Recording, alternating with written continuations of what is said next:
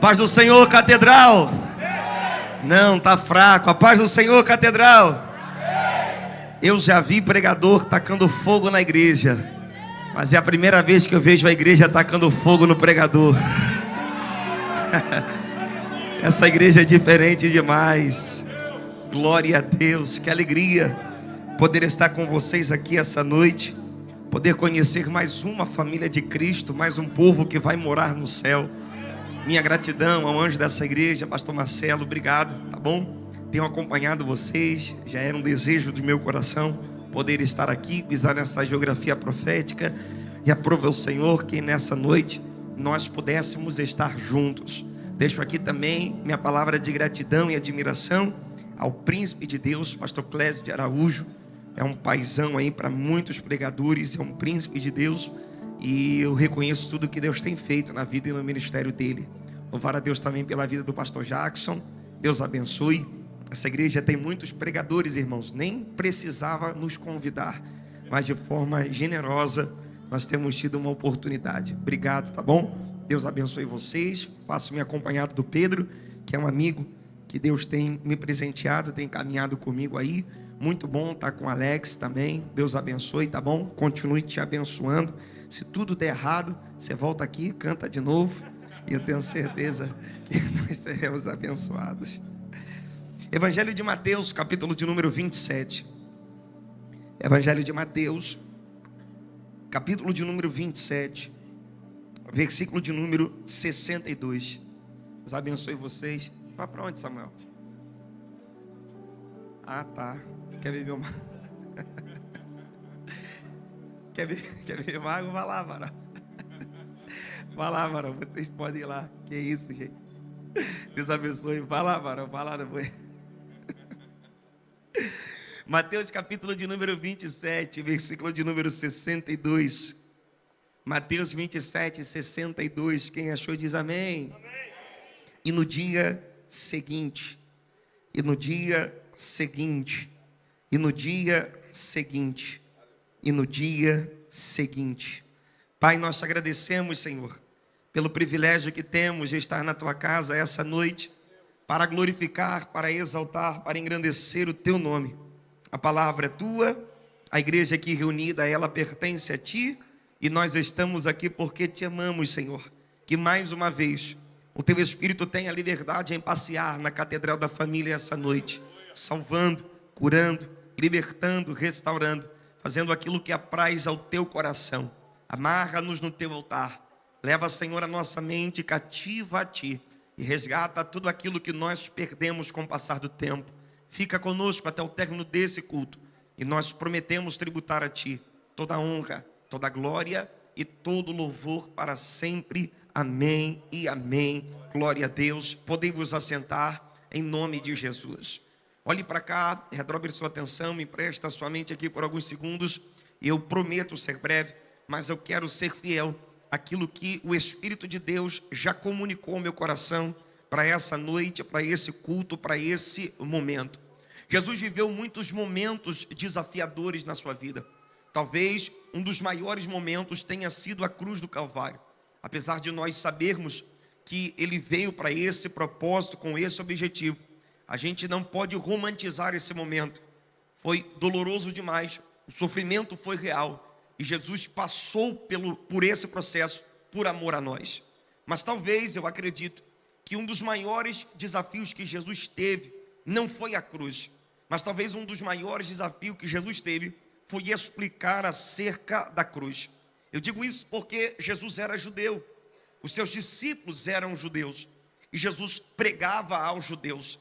E havia no século I ali uma cultura uma falsa cultura acerca de como deveria ser o Messias.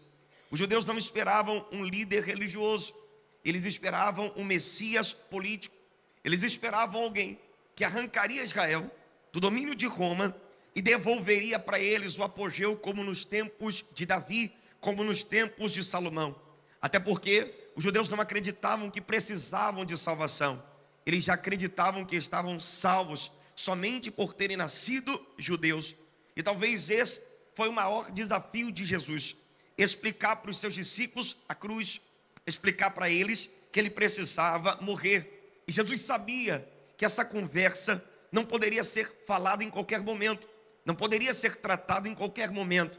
Então, para isso, ele esperou do seu colegiado apostólico maturidade suficiente para entrar nesse assunto tão desafiador. E a gente consegue ver isso de forma muito clara no Evangelho de Marcos. Marcos é o mais cronológico dos 4 evangelhos, e isso é construído com muita propriedade. No capítulo de número 8, no Evangelho de Marcos, Jesus faz uma pergunta determinante demais. Ele olha para os seus discípulos e pergunta: quem dizem os homens, ou quem pensam os homens que eu sou? E a resposta deles é: uns dizem que tu és Elias, outros dizem que tu és João, que batiza. Então vocês percebem que Jesus está curando, libertando, transformando, e as pessoas não conseguem definir de fato quem ele é e qual é o seu propósito. Então Jesus é intencional na sua pergunta, e ele pergunta para os seus discípulos: e vós, quem vocês pensam que eu sou?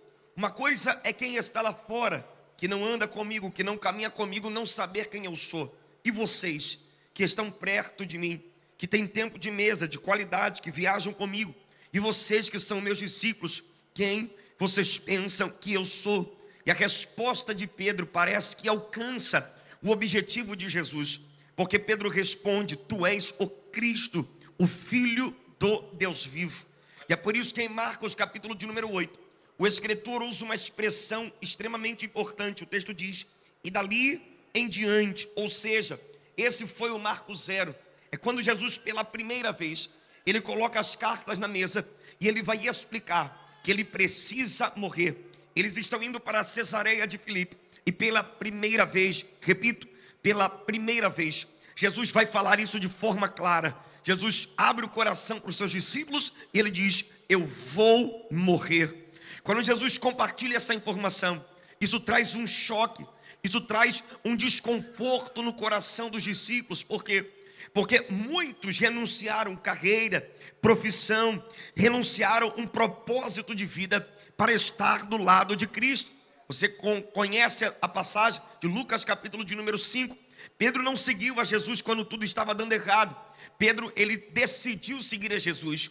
O ministério não é uma válvula de escape para quem deu errado na vida, mas o ministério é alguém que entendeu a vocação de Deus e renunciou um sonho, um projeto pessoal para servir a Jesus de forma intencional. Então esses homens abriram mão de projetos concretos para seguir a Jesus, e agora ele simplesmente diz que vai morrer.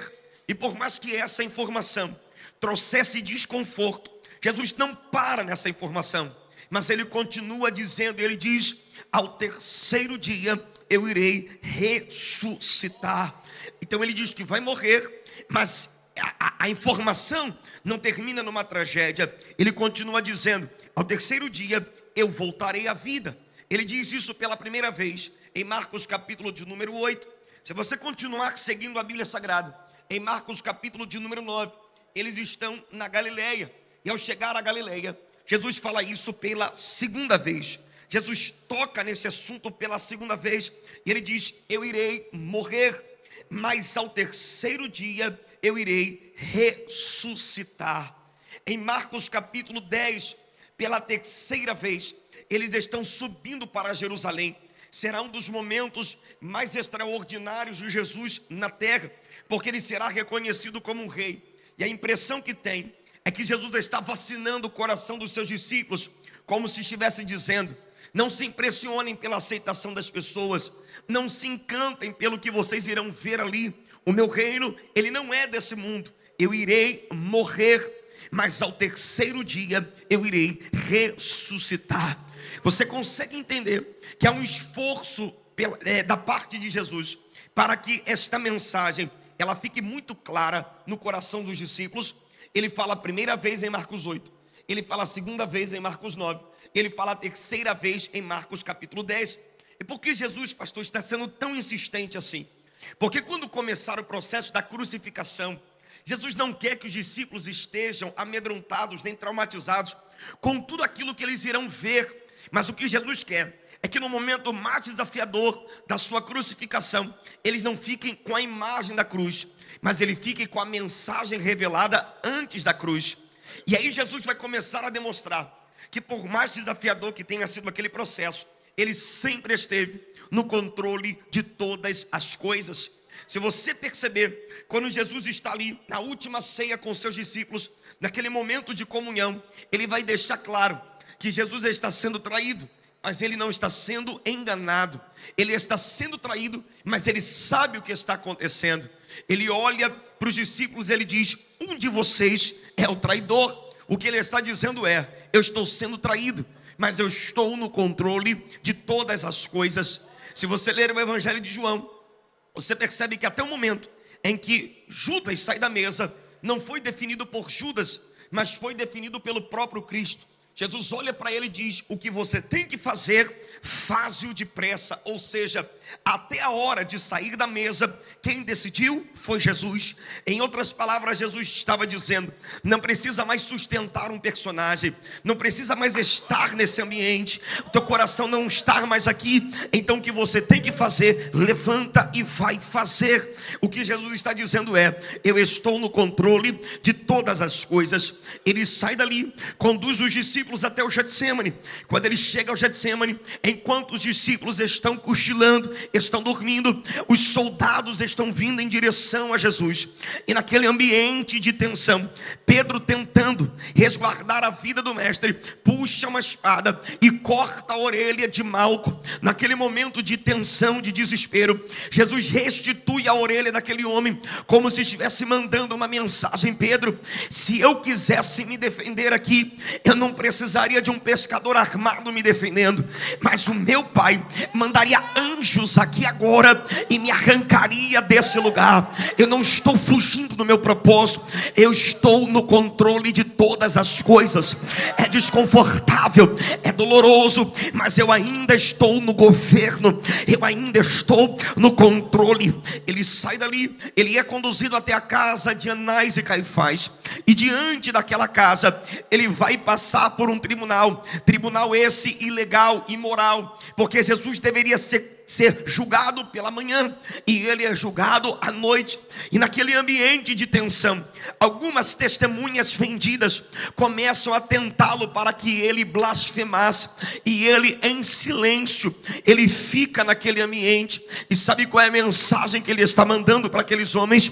Por mais que vocês estejam me afrontando, eu ainda continuo no controle de todas as coisas. Aqueles homens percebem que aquilo foge da sua jurisdição, então conduzem ele até Pilatos, e Pilatos vai agora sentenciar a Jesus, tentando diminuir a fúria daqueles homens. Ele ordena que Cristo seja chicoteado. Jesus vai apanhar, Jesus vai passar por um processo de duras feridas, duros golpes, e ainda assim ele fica em silêncio. Isso constrange Pilatos, isso incomoda ele. Ele olha para Jesus e diz: eu tenho poder para te tirar daqui, eu tenho poder para te libertar. Reage, fala alguma coisa. Mas para cumprir o que está escrito no livro do profeta Isaías, como uma ovelha muda é levada até o matadouro, ele não fala nada. Ele olha para Pilatos e fica em silêncio. Sua esposa, para trazer um ambiente ainda mais de tensão, ela olha para ele e diz: olha, não sei quem é esse galileu, não estou ciente do que está acontecendo, mas sonhei a madrugada inteira com esse homem, e o veredito que posso trazer acerca da sua conduta é: ele é justo, ele é justo. Sobre ele não é imputado crime, não é imputado nada que abone a sua conduta. Mas mesmo assim ele fica em silêncio. Pilatos vai instigar e vai dizer: eu tenho poder para te arrancar daqui, fala, se defende. E de forma tranquila Jesus diz: nenhum poder te seria dado se do alto o meu Pai não tivesse outorgado a você.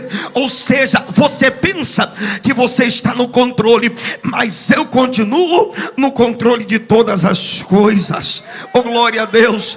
Ele sai dali, ele é levado até o Gólgota, o monte da caveira, e quando ele ele chega ali, diante daquela discussão entre os dois ladrões, ele continua em silêncio. E sabe qual é a mensagem que ele está dizendo? Eu estou no controle de todas as coisas.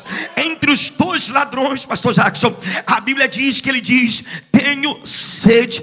Eu já nem sei mais, Alex, se ele estava com sede ou se ele estava sendo fiel à palavra, porque o Evangelho de João diz: e para que se cumprisse a Escritura, e para que se cumprisse a Escritura, e para que se cumprisse a Escritura, ele disse: tenho sede. Eu não sei se ele estava com sede ou se ele estava sendo fiel até a morte, mas o que eu sei é, ele estava no controle de todas as coisas. Jesus não foi assassinado, mas ele morreu e ele se entregou de forma voluntária a mim e a você. Ele já tinha visto a catedral da família, ele já estava aqui e ele disse: Pai, a ti eu entrego o meu espírito, está consumado.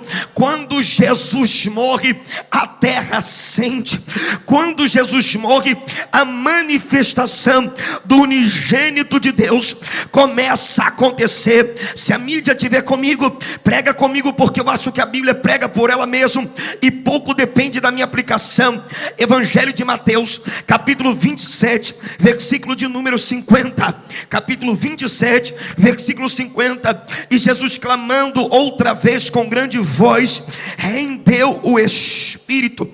E eis que o véu do templo, versículo 51, e eis que o véu do templo foi rasgado em dois, de alto a baixo. Quando ele morre, oh glória a Deus, quando ele morre, a terra treme e fenderam-se as pedras. E o versículo 52, que a mídia já antecipou, diz: e abriram-se os sepulcros, e muitos corpos dos santos que dormiam foram ressuscitados.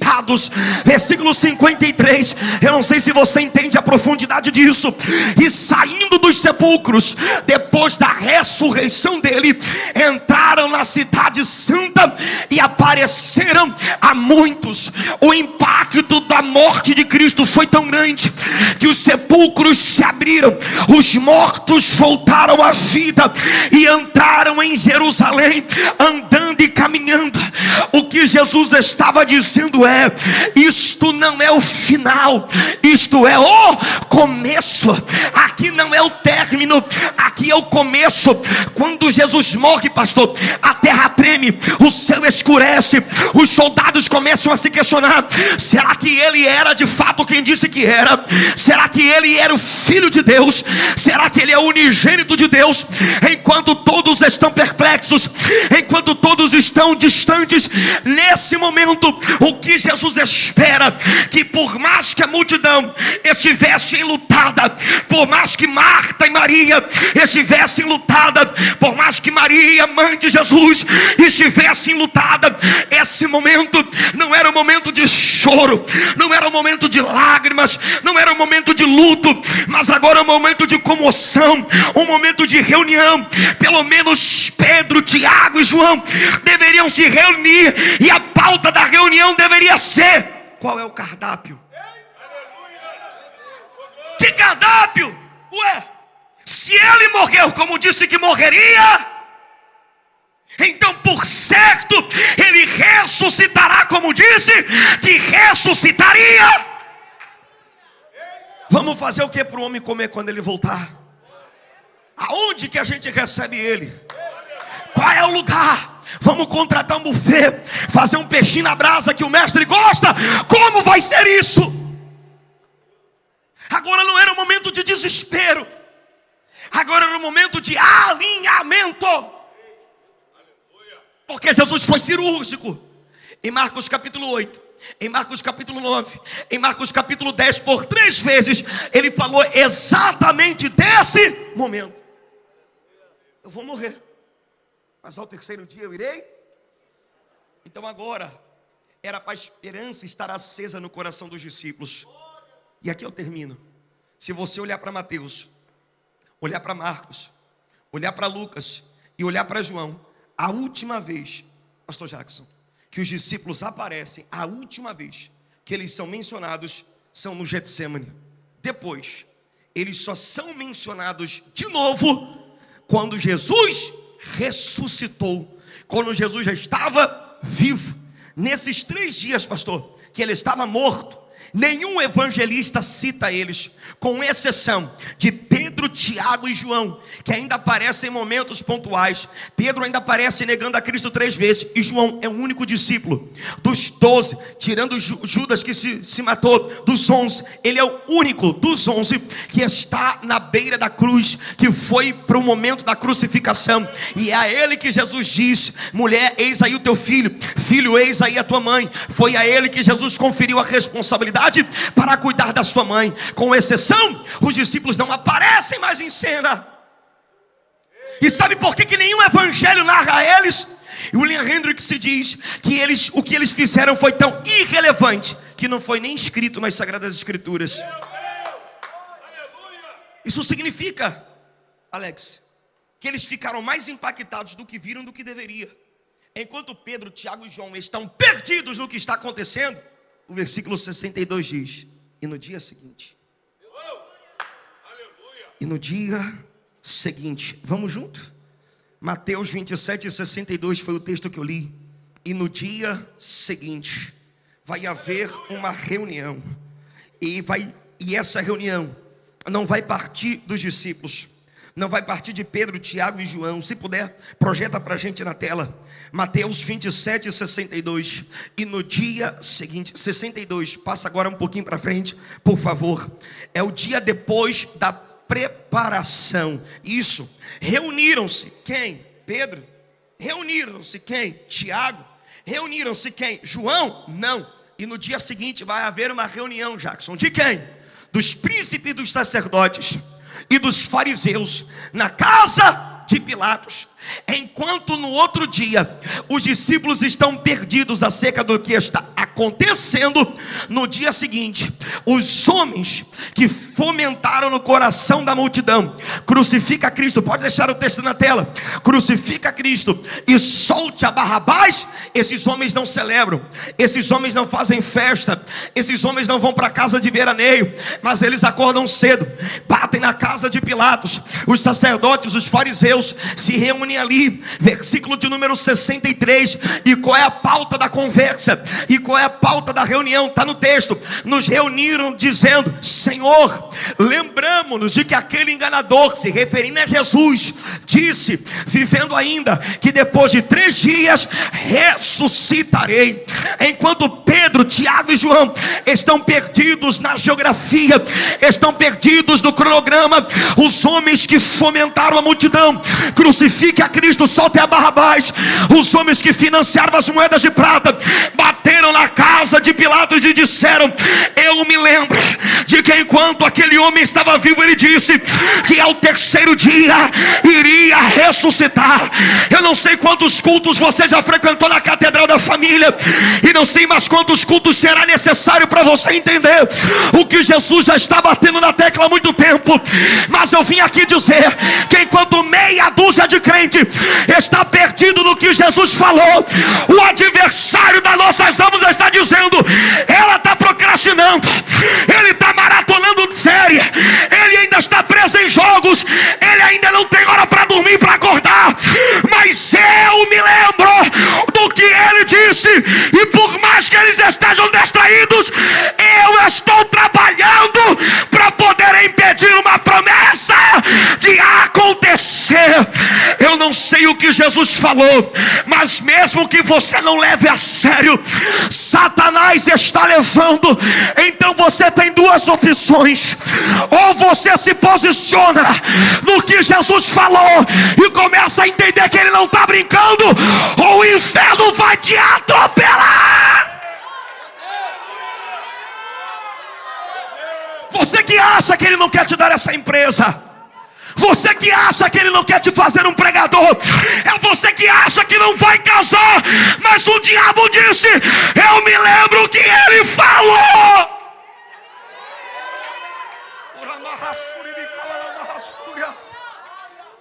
É você que está distraído. Mas ele nunca esqueceu. Essa tua falta de posicionamento acerca do que Jesus falou revela que ou você não acredita no que ele disse, ou você não está levando a sério. Tu não precisa mais de uma resposta. Tu não precisa toda hora de uma confirmação de um profeta. O que você precisa é de um posicionamento. Mas quantos cultos serão necessários para você entender que Deus não está improvisando contigo? Já tirou o passaporte? Já se matriculou no curso de línguas? Já tirou o CNPJ? Já está procurando casa? E enquanto você está distraído, o diabo está dizendo: ele pode estar perdido. Mas eu me lembro daquele culto, eu me lembro daquela consagração, eu me lembro do dia que o profeta veio na direção dele dizendo: assim diz o Senhor. E eu vim com uma missão de despertar alguém. Não é normal, pastor, um selo guardar uma pedra. Não é normal uma escolta de Pilatos guardar uma pedra. Eles não estão guardando um defunto, eles estão trabalhando para uma promessa não se cumprir. Todo esse ataque orquestrado do diabo para te manter depressivo num quarto, para te fazer desacreditado, é para uma promessa que ele te falou não se cumprir. Mas eu não vim passear na catedral, eu vim pregar a palavra. E eu vim dizer: querendo o diabo ou não, querendo os demônios ou não, ao terceiro dia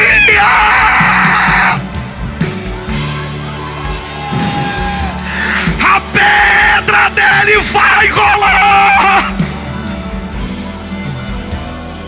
Ah, meu Deus do céu, Deus veio ressuscitar sonhos essa noite. O pastor disse algo que mexeu comigo. Pastor, quando o senhor pregou nesse altar, o senhor disse que seja uma noite de alinhamento. Tua chamada te chama, o ministério te chama. Pagou a academia e não vai, ainda está parado como se Deus estivesse perdido. Já existe algo em movimento. O remandou que arabraxeria calamantúria.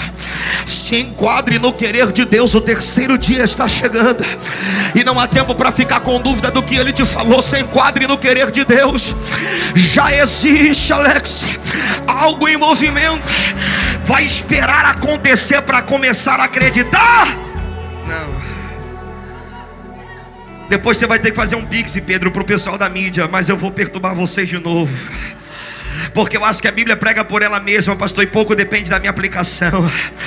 Evangelho de João, capítulo de número 2. E eu vou terminar agora. João, capítulo de número 2, versículo 19. Consegue projetar? Oh, meu Deus do céu, vocês são bênção demais. Olha o texto, pastor, como que ele está dizendo. E Jesus respondeu e disse: derribai este templo, e em 3 dias o levantarei. Derribai este templo, e em 3 dias o levantarei. A conta não fecha, pastor Marcelo, porque os homens dizem: ué. Versículo de número 20. Olha o que os homens estão dizendo. Disseram, pois, os judeus: em 46 anos foi edificado este templo, e tu o levantarás em 3 dias. Não entenderam do que ele estava falando. Então ele explica. Versículo de número 21. Oh, meu Deus do céu. Mas ele falava do templo do seu corpo. Eu não estou falando de prédios construídos por mãos humanas. Eu estou falando de algo que começou no coração de Deus na eternidade. Versículo de número 22.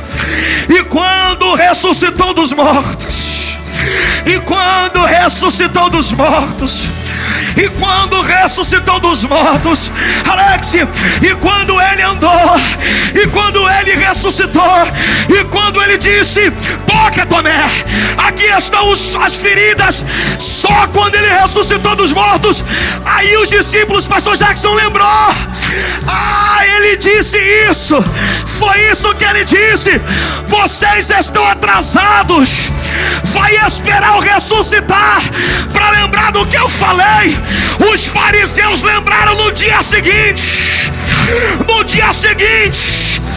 dia seguinte, eu não preciso entrar naquele carro para lembrar do que ele me disse. Eu não preciso entrar naquela casa para lembrar do que ele me disse. Eu não preciso acabar a químio para lembrar do que ele me disse. Eu não preciso começar a viajar para lembrar do que ele me disse. Eu chamo os homens de fé. Traz hoje quebrado, traz hoje a memória falido, traz hoje a memória solteiro, tudo que ele falou. Alex, me ajude aqui. Tudo que ele falou vai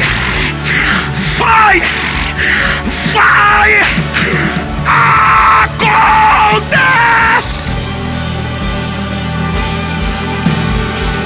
Tem alguém para acreditar? Vai, catedral!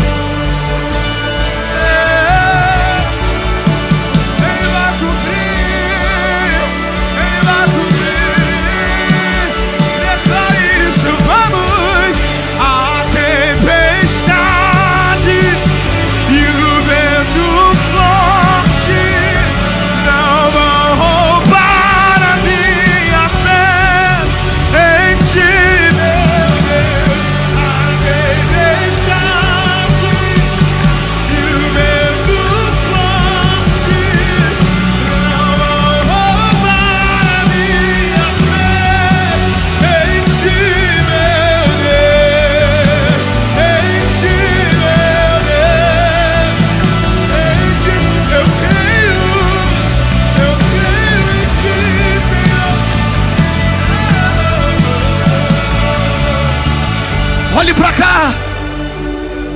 Bem-aventurados que não viram e creram. Bem-aventurados sois vós que chegou aqui cheio de crise, cheio de questionamento, mas não se entregou ao medo, não se entregou ao desespero, não se entregou à ansiedade, ao desânimo, à depressão. Bem-aventurados sois vós que em momentos de crise, em momentos de escassez, ofertaram não pelo que tem, mas pela palavra. Bem-aventurados sois vós que estão procurando lugar para casar, porque acreditam na palavra. Bem-aventurados sois vós que estão se matriculando em faculdades teológicas, que estão entrando no grupo de servir por causa de uma promessa. Não espere Deus começar a cumprir para se mover. É uma noite de alinhamento para os que têm uma promessa. Amanhã não é feriado, amanhã é dia de pagar o preço. Reaja! Que Deus me abandonou. Reaja!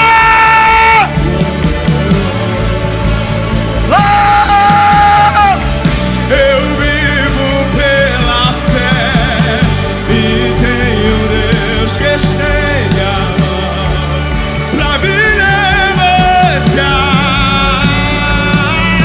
Vai, Alex! Eu sei quem Que é isso, catedral? e que é poderoso pra fazer a lei. Deus não esqueceu, Deus não esqueceu. E essa é a hora. Deus toca, renova, transforma. Tenho vida em Deus, vida em Deus. Tenho força em Deus, esperança em Deus. Eu tenho tudo em Deus. Olhe para mim aqui. Eu tenho 9 minutos para devolver o microfone ao pastor. Olhe para mim. Eu não vim aqui para brincar. Eu não vou descer desse altar como um covarde. Escute o que eu vou lhe dizer. Quem me ouve diz amém. Eu aprendi muito cedo, pastor, que Deus não vai violar o nosso livre-arbítrio. Eu nunca vi na Bíblia, pastor, Deus insistindo com quem não quis. Em Lucas capítulo 5, ele disse para Pedro: vem comigo. Eu sei que você tem um ponto de equilíbrio, eu sei que você tem aonde se apoiar, mas eu te dou uma proposta: ou você fica com a provisão, ou você fica com a proposta. O barco está cheio, a rede está cheia. Vem comigo. Eu não vejo Jesus parado na proa do barco dizendo: e aí, Pedro? Vamos ou não vamos? Alex, ele disse assim, ó: vem comigo, eu te fazer um pescador de homens. E sabe o que o texto diz? E saindo do barco foi embora. O reino está em movimento. Foi Pedro que teve que deixar tudo e correr atrás dele, senão ele ia embora. Jesus está passando pela taquara essa noite, está dizendo: vem. Você pode escolher ficar aí no teu lugar, mas eu não vou parar o que eu estou fazendo porque você parou. Mas eu estou te dando a oportunidade de fazer parte do que eu estou fazendo. Vem.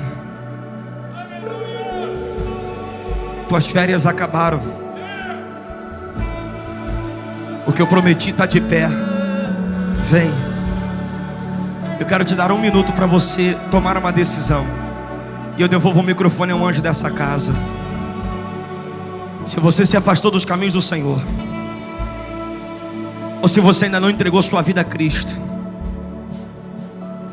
há uma proposta de Deus. Caminha até o altar, é a tua noite.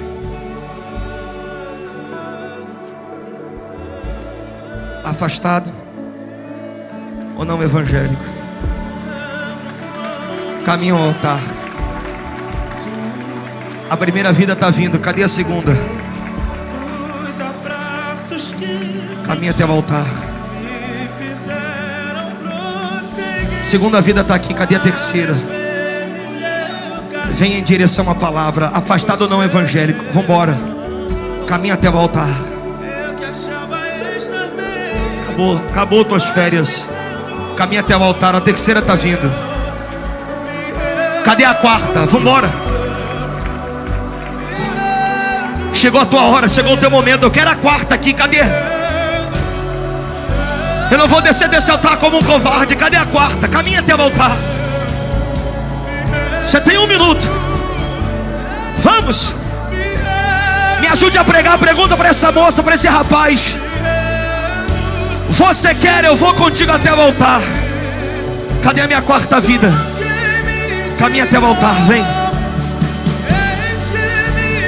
Vambora, vem. A quarta ainda está aqui. Quarta vida. Caminha até o altar. Quando eu descer do altar, tua alma não é mais responsabilidade minha.